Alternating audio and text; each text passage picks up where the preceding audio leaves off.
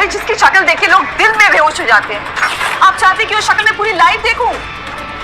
चाहे मैं जीऊं या मरूं, उस शैतान जैसे दिखने वाले इंसान से मैं शादी करके अपनी जिंदगी बर्बाद बिल्कुल नहीं करूंगी। आरोही के पिता ने दिल्ली के रईस खानदानों में से एक रायजादा खानदान तक अपनी पहुंच बनाने के लिए आरोही की शादी रायजादा खानदान के इकलौते वारिस विक्रम रायजादा से तय कर दी थी, वो भी आरोही से बिना पूछे। विक्रम की शख्सियत के बारे में तरह तरह की बातें होती थी। कोई कहता था कि उसकी शक्ल शैतान की शक्ल जैसी है, तो कोई कहता था कि विक्रम लाइलाज बीमारी से जूझ रहा है और बस चंद दिनों का ही मेहमान है। लेकिन विक्रम के बारे में हकीकत में कुछ और ही था, इसके बारे में किसी को पता नहीं था।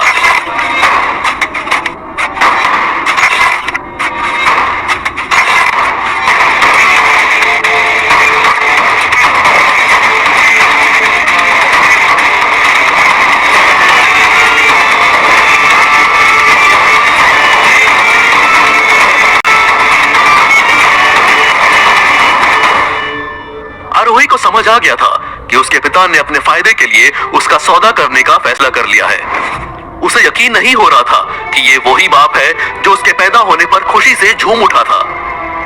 आरोही, उसकी माँ और महेश्वर एक छोटा और खुशहाल सा परिवार थे। लेकिन लगभग 14 साल पहले महेश्वर सुधा से मिला और प्यार में पड़ गया।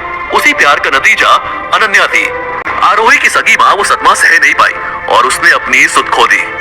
उसके बाद तो महेश्वर जैसे एक दूसरा आदमी बन चुका था। उसका सारा ध्यान, समय और प्यार सुधा और अनन्या का था। आरोही के लिए उसके पास थी तो बस नफरत, धुतकारी और पिटाई। महेश्वर आरोही के साथ ऐसा बर्ताव करता था जैसा कोई जानवरों के साथ भी न करे। आरोही के लिए महेश्वर बहुत पहले ही मर चुका था, इसलिए वो उसके सामने कमजोर नहीं पड़ना चाहती थी। देख बेटा, तू हमें गलत समझ रही है। दरअसल रायजादा खानदान से विक्रम का रिश्ता अनन्या के लिए आया था, पर घर पे बड़ी बेटी जब कुंवारी बैठी हो तो छोटी बेटी का हाथ कैसे पीला कर सकते हैं। इसीलिए हमने तुम्हारा रिश्ता विक्रम के साथ तय कर दिया। और मुझे तो ये समझ में नहीं आ रहा है कि इसमें नाराज होने की क्या बात है, बल्कि तुम्हें तो खुश होना चाहिए। अरे रायजादा खानदान की बहू बनने का सौभाग्य तो खुशकिस्मती से मिलता है। तुम्हारे तो भाग खुल गए। मैंने कहा ना, मैं ये शादी हरगिज नहीं करूंगी। इससे बेहतर रिश्ता तुझे नहीं मिलेगा। आपको क्या लगता है मैं कुछ समझती नहीं हूँ? अरे आप लोगों को रायजादा परिवार के तलवे चाटने का मौका चाहिए, लेकिन अपनी लाडली अनन्या की जिंदगी बर्बाद नहीं करना चाहते, तो मुझे बलि का बकरा बना दिया। अगर ये रिश्ता लाखों में एक है तो करा दीजिए अनन्या की उस बदसूरत विक्रम से शादी।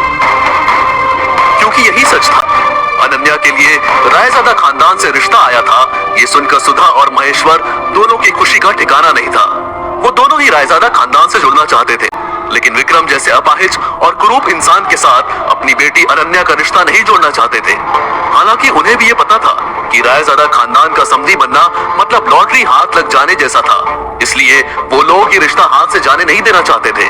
तभी सुधा के शैतानी दिमाग में एक आइडिया आया और उसने अनन्या की जगह आरोही के रिश्ते का प्रस्ताव रख दिया।